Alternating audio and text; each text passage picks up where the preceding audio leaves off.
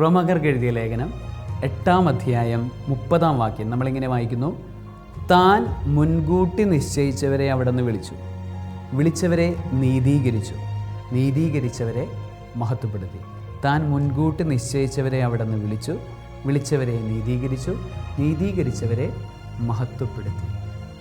അവിടുന്ന് മുൻകൂട്ടി നമ്മളെ വിളിച്ചിരിക്കുന്നു. അനാദിയിലെ നമ്മളെ ഓരോരുത്തരെയും വിളിച്ചിരിക്കുന്നു എന്ന് വിശുദ്ധ പൗലോസ് അപ്പോസ്തലൻ പറയുന്നു. ഇനി നമ്മൾ വിളിക്കപ്പെട്ടവരാണെങ്കിൽ നമ്മൾ നീതീകരിക്കപ്പെടുമെന്നും നമ്മൾ മഹത്വത്തിലേക്ക് പ്രവേശിക്കുമെന്നും വിശുദ്ധ പൗലോസ് പറയുകയാണ്. ഇത് വിശുദ്ധ പൗലോസ് അപ്പോസ്തലൻ റോമായിലെ ക്രിസ്ത്യാനികളോട് പറയുന്ന കാര്യമാണ്. ക്രിസ്ത്യാനികളായിട്ടുള്ള ക്രിസ്തീയ സഭയോട് പറയുന്ന കാര്യമാണ്.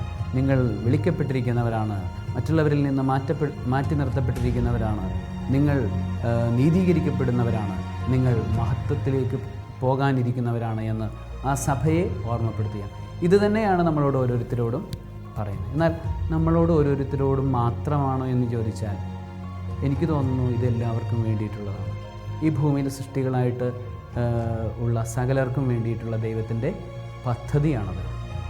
ആ പദ്ധതി എല്ലാവർക്കും വേണ്ടി ദൈവം അത് തുറന്നു നൽകിയിരിക്കുന്നു. ക്രിസ്ത്യാനിയെന്നോ അല്ലെങ്കിൽ അക്രൈസ്തവനെന്നോ വകഭേദമില്ലാതെ എല്ലാവർക്കും വേണ്ടി ആ ദൈവീകമായ കൃപാവരങ്ങൾ ദൈവം തുറന്ന് ആരെല്ലാമാണോ വന്ന് ഇവിടെ നിന്ന് കോരി എടുക്കുന്നത്, കോരി കുടിക്കുന്നത്, അവർക്കെല്ലാവർക്കും ആ അഭിഷേകം ലഭിക്കും. ആ പ്രകാശത്തിലേക്കുള്ള വളർച്ച എല്ലാ മനുഷ്യരും ആഗ്രഹിക്കുന്നത് ഇരുട്ടിൽ നിന്നും പ്രകാശത്തിലേക്ക് വരാൻ വേണ്ടി. എല്ലാവരുടെയും പ്രാർത്ഥനകളും അതുതന്നെയാണ്. അപ്പോൾ യഥാർത്ഥ പ്രകാശമായി യേശുവിലേക്കുള്ള ആ യാത്ര, യേശുവിലുള്ള ആ മഹത്വീകരണം, യേശുവിലുള്ള ആ നീതീകരണം.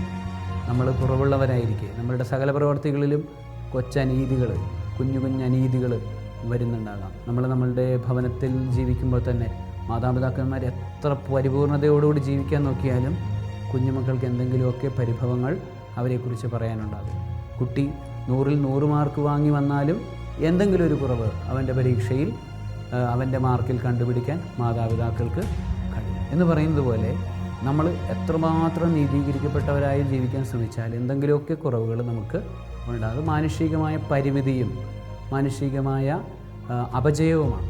ആ അപജയത്തിലേക്കും ആ കുറവിലേക്കും പരിശുദ്ധാത്മാവ് ഇറങ്ങി വരികയും ക്രിസ്തുവിൻ്റെ തിരുനാമം ഇറങ്ങി വരികയും അവിടെ നമ്മളെ പരിപൂർണരാക്കുകയും നീതീകരിക്കുകയും ചെയ്യും. അങ്ങനെ നമ്മൾ മഹത്വത്തിലേക്ക് വരികയും ചെയ്യും എന്നാണ് വിശുദ്ധ പൗലോസ് പറയുന്നത്.